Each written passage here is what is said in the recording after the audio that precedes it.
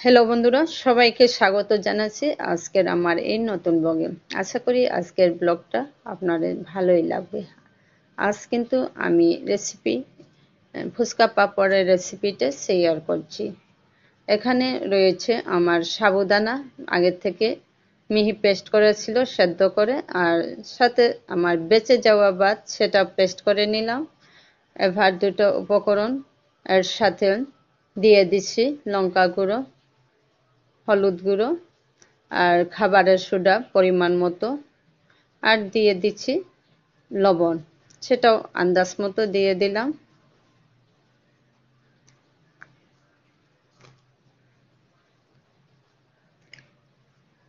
এবার এই সব উপকরণগুলো সুন্দরভাবে মিক্স করে নেব, আর এর সাথে দিয়ে দেব বন্ধুরা ম্যাগি মশলা। এটাকে আন্দাজ মতো দিয়ে দেব। আর পাশে রয়েছে দেখুন আস্ত জিরো, আমি হালকা ভেজে নিচ্ছি। এটা আসলে রান্নার ফাঁকে আমার জিরে গুঁড়ো পাউডার করে রেখে দেব। আর এখানে দিয়ে দিচ্ছি মাত্র 1 চামচের মতন আস্ত জিরো, মানে গুটি জিরা এখানে দিয়ে দিলাম। যখন পাঁপড়গুলো খাবো তখন কিন্তু এটার একটা আলাদা স্বাদ নিয়ে আসবে, সে কারণে। আর এখানে দিয়ে দিলাম ম্যাগি মশলা। এবার এই সবটিকে খুব সুন্দরভাবে মিক্সিং করে নেব।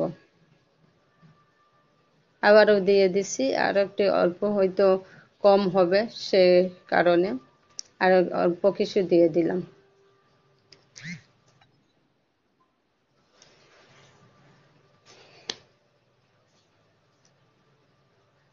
এবার আমি স্বাদে চলে এলাম বন্ধুরা। আজকে রৌদ্রের ডিগ্রিটা কিন্তু ভিডিওটা কিন্তু অনেক আগের, কিন্তু এখন তো ইদানিং প্রায় আমাদের এদিকে 2 মাস ধরে বৃষ্টি হচ্ছে। এর ফাঁকে একদিন বেশ প্রখর রৌদ্র ছিল, সেই দিন এটা বানিয়ে ফেললাম, কারণ হাতে ছিল ভাত আর সাবুদানা বেশ ছিল না, ভাতের পরিমাণে সাবুদানা কম ছিল। আচ্ছা, তাহলে চলুন দেখুন আমি কিভাবে বানাচ্ছি।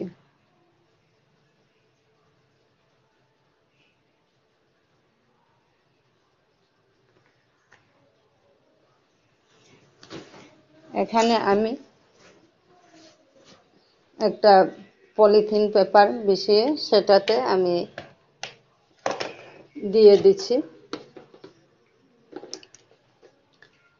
গোল হাতার সাহায্যে, একটা পরিমাণ বুঝে বুঝে।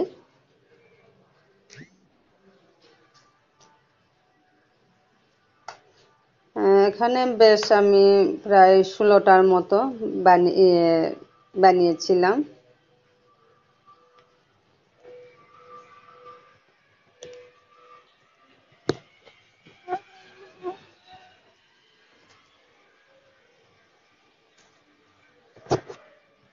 আগে কিন্তু আমি যখন ক্লাস 5-এ পড়াশোনা করতাম, তখন কিন্তু আমার কাকিমণি একজন ছিল।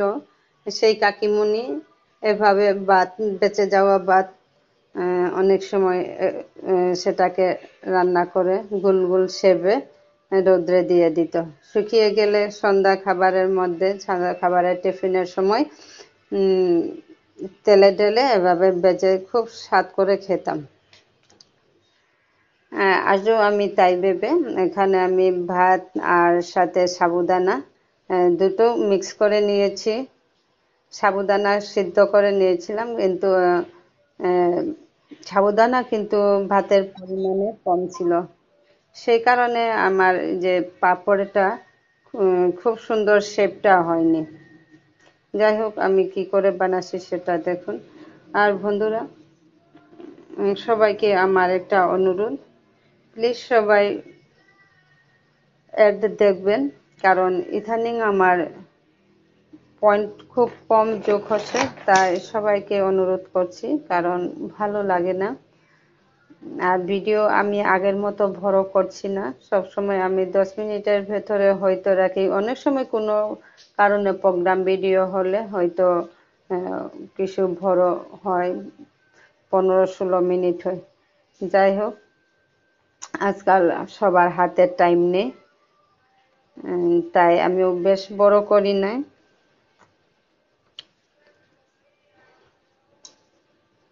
আচ্ছা দেখুন বন্ধুরা, এবার এভাবে শেপটা দেখুন অনেকটাই পাতলা হয়েছে, কারণ এটাকে যদি মোটা শেপে দিতাম তাহলে খুব সুন্দর হতো, কিন্তু আজ আমি প্রথমবার করেছি সেই কারণে এত আইডিয়া ছিল না আমার। আর এখন জানি বেলাটাও হয়তো তখন ছিল 11:30। সেই কারণে রৌদ্র যদিও প্রখর ছিল, কিন্তু পুরো দিনটা কিন্তু হয়নি। মাত্র 3 ঘন্টা রৌদ্রতে আমি মেলে দিয়েছিলাম, কারণ হঠাৎ করে বৃষ্টি চলে এসেছিল, সেই কারণে আমি নামিয়ে নিয়েছিলাম।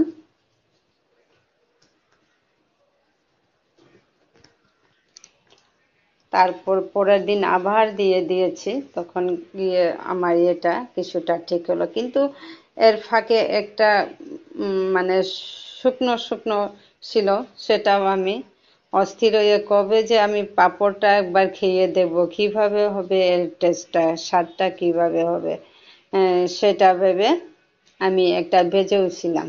তারপর আবার পরের দিন দিয়ে সেটাকে আবার শুকিয়ে নিলাম। যাই হোক, আমার ছেলে কিন্তু স্বাদ করে খেয়েছে। আর আমার কাকিমণি, একজন কাকির শাশুড়ি চলে এসেছিল, ওকেও আমি চায়ের সাথে এটা ভাজা করে দিয়েছিলাম। শুধু তেলে ঢেলেই হলো তো, পাঁপড় ভাজা এভাবেই তেলে ঢাললেই শেষ। দেখুন, কিন্তু এটাকে যদি বন্ধুরা আমি সবটা এক জায়গায় যদি একটু মোটা করে একটা শেপ শুধু বড় বড় থালার মতন যদি 2-3টা বানিয়ে নিতাম, তাহলে যখন হয়তো অর্ধেকটার মতো শুকিয়ে আসতো, তখন এই যে কোনো স্টিল স্টিল গ্লাস বা স্টিল বাটির সাহায্যে সেটাকে শেপ বানিয়ে নিলে খুব সুন্দর হতো। সেটা কিন্তু আমার পরে ইয়েটা দেখুন বন্ধুরা, এটা মানে বেশ ঠিকঠাক হয়নি, তবু মানে আমি ভেজে দেখলাম আর কি, ঠিকঠাক শুকোয়নি পাঁপড়টা। অবশ্য পরের দিন আবার রোদে মেলে দিয়েছি, দেখুন কিন্তু হয়েছে পাঁপড়টা। তবে এটাতে যদি না বন্ধুরা সাবুদানা যদি আরো একটু মানে যে ভাতের সমপরিমাণ হতো তাহলে খুব সুন্দর হতো। যাই হোক, আমার সাবুদানা কিন্তু অল্প পরিমাণ ছিল বাড়িতে, তাই হঠাৎ করে বানালাম, সেই কারণে এই অল্প দিয়ে বানিয়ে দেখলাম।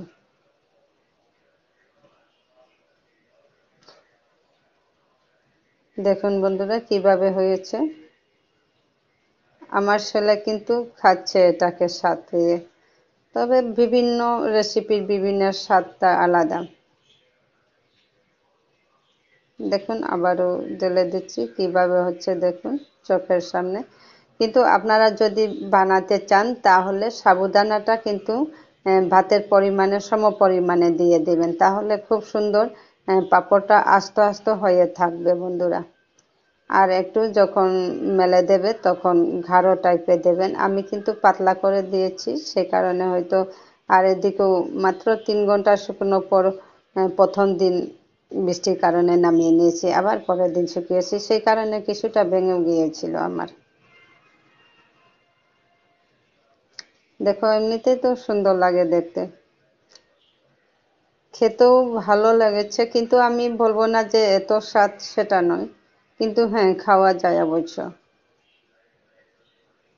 দেখুন পরের দিনের অবস্থা,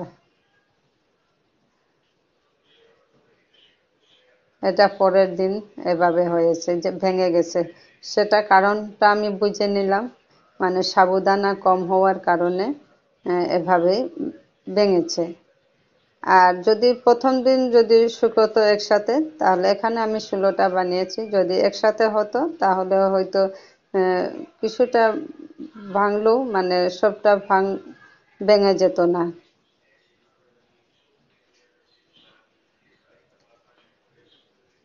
দেখুন, যাই হোক, ভাত ফেলে না দিয়ে, বেঁচে যাওয়া ভাত ফেলে না দিয়ে এভাবেও আপনারা বানিয়ে হয়তো রেখে দিলে মাঝে মধ্যে খাওয়া যাবে।